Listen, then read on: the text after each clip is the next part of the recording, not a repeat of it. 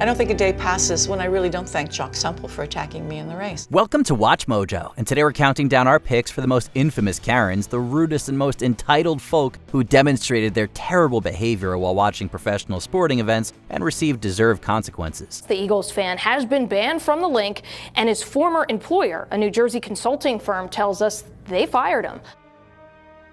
Number 10. Penguin Pincher. Finders keepers is a rule that we all live by adamantly. Well, unless you're this guy. There was a sudden commotion in the stands at PPG Paints Arena. In 2025, as the NHL's Pittsburgh Penguins played the Tampa Bay Lightning, a puck got stuck in the netting. So a kid went over and shook it so he could take away the souvenir. However, when the puck hit the ground, an older Karen swept in and grabbed it, reportedly giving it to his granddaughter. Penguins faithful were not happy with the older man, and many took out their phones to start recording. Unfortunately for him, everyone nearby saw what happened and rained booze upon him. One of the Penguins' wives then arrived and offered the boy another puck. Shortly after, the Karen got into an argument with the boy's mother, nearly causing her to get violent. Due to his behavior, Karen was swiftly escorted from the building. And at that point, it sort of got out of hand, and there were some hand gestures, and the older gentleman was escorted out of the building. Number 9. Ball hogger. Unlike some sports, in football, you can't keep the ball if it goes into the crowd. After all, it's pretty big. Yet when Leeds United faced Chelsea in England's Premier League in 2022, one woman ignored this rule. With Leeds losing, the ball went into the crowd for a Chelsea throw-in. The woman grabbed the ball, yelling, "It's our ball now," as fellow attendees around her and Chelsea's Marco Alonso found the funny side. However, Leeds' Rafinha definitely didn't, as he was furious that she was wasting time. Many on social media sided with the Brazilian's reaction,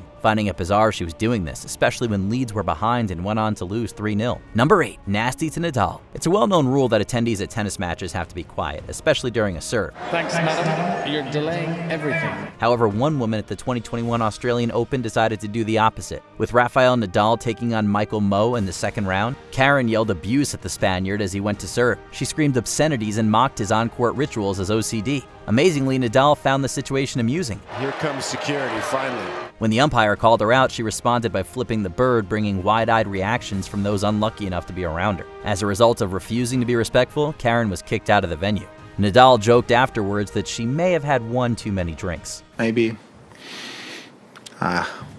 he take it too much gin or tequila. I don't know, but... Number 7. Courtside Karen. Following the 2020 COVID-19 pandemic in 2021, fans were allowed to return to watch sports live, as long as they followed rules such as wearing face masks. Shot clock at 2. LeBron hangs and hits off the high glass. Well, that went out the window when Juliana Carlos observed the Atlanta Hawks taking on the Los Angeles Lakers. During the match, LeBron James got into a brief argument with Juliana's husband, Chris Carlos, which the NBA legend later suggested Chris took too far. They're still on LeBron. I think that's what it is. A few minutes ago, and I know he was glaring into the seats. This sparked Juliana to pull her mask down and scream profanities at James. This resulted in Juliana, Chris, and 2 other fans being ejected. Juliana, whom James dubbed Courtside Karen, was initially defiant on social media. Just got kicked out of the game for talking to LeBron James. However, she later apologized. Number 6. The gift that caused a brawl. In 2009, legendary Canadian hockey star Scott Niedermayer was in the twilight of his playing career. The hit by Niedermayer, and then the shot by Niedermayer from the point. After scoring the winning goal against the Tampa Bay Lightning for the Anaheim Ducks, he wanted to do something nice by gifting a young fan his hockey stick. Instead, it sparked a massive brawl. With Niedermayer watching the mayhem from the ice, several adults grabbed for the stick. Now he's awarded the #1 star, so he goes in and look at, he's going to give the young lady the stick. After a brief standoff with words exchanged, it escalated to an exchange of punches, which was seemingly started by the girl's father, professional skateboarder Mike Vallely. Due to instigating the battle, Vallely was reportedly arrested for his involvement, and later the Ducks cut ties with him as he blogged for the team. Unfortunately, yeah. All right, well, we have a message for them. Whoever gets the stick first, just hang on to it. Everybody else calm down, okay? Yeah, well, it was for the little girl. Number 5. Phillies Karen. Can there be anything better than getting a ball used in a professional game? Yes, the one that was the result of a home run. It was a dream come true. Phillies fan Andrew Feltwell caught a home run ball off the bat of Harrison Bader. And in 2025, one lucky kid believed he'd gotten that after Harrison Bader's homer for the Philadelphia Phillies against the Miami Marlins. Andrew Feltwell rushed to grab the ball and handed it to his son. However, Karen, who was involved in the initial scramble, wasn't having that. Another Phillies fan stomping over to the Feltwell family, startling them. You can see in this now viral video the woman screaming, claiming the ball was hers to take. She was caught on camera yelling at the family. Wanting the confrontation to end, Feltwell relented and gave her the ball. However, fear not, the boy was given a goodie bag and a signed ball from Bader. Several women have been incorrectly identified as the Karen, causing Feltwell to ask people to stop searching. They have been trying to find this woman. And I know she's probably waking up like, oh my gosh, what did I do? Number 4, Miss Scotland's shame. When someone is crowned as queen of a country's beauty pageant, you expect them to have many positive characteristics, such as empathy, kindness, and social awareness. Unfortunately, those are traits that seemingly skip 2023 Miss Scotland winner Lucy Thompson. That same year, she was booted from the Edinburgh City Sevens, a music and rugby sevens festival. Thompson, reportedly heavily intoxicated, was asked to leave by staff. However, she told a security guard, "Do you know who I am?" and bragged about her bank account. She then bit 2 guards' hands and called one a racial slur. Unsurprisingly, Thompson didn't defend her Miss Scotland crown in 2024. Instead, in 2025, she was found guilty of the attack and fined €790. Number 3, double team steal. New York Yankees fans don't have a great reputation, not only in the MLB but across all sports.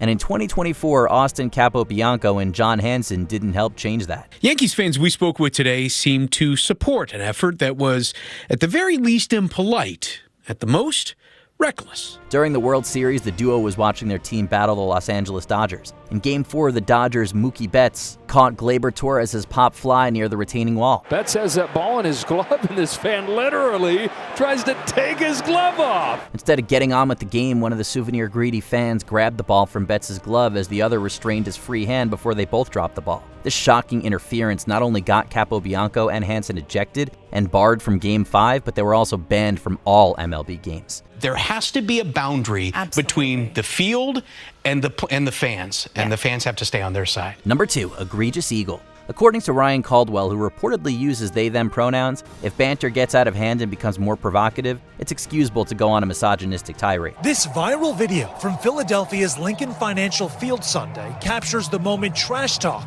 took a turn. In 2025, they showcased this deeply wrong stance as the Philadelphia Eagles faced the Green Bay Packers. Recorded by Ali Keller's fiance, Caldwell bellowed horrible language at Keller as she did her best not to engage. It just continued throughout the entire game and got worse and worse. They say personal insults followed. As well as being banned from the Eagles Stadium and getting heavily criticized on social media, Caldwell was fired by management consultancy firm BCT Partners, where the Eagles fans specialized in diversity in the workforce. We also believe that we needed to uphold the values that we believe in as a company and had to make a decision. While they apologized, Caldwell made the eye-rolling defense that they were provoked into the verbal attack.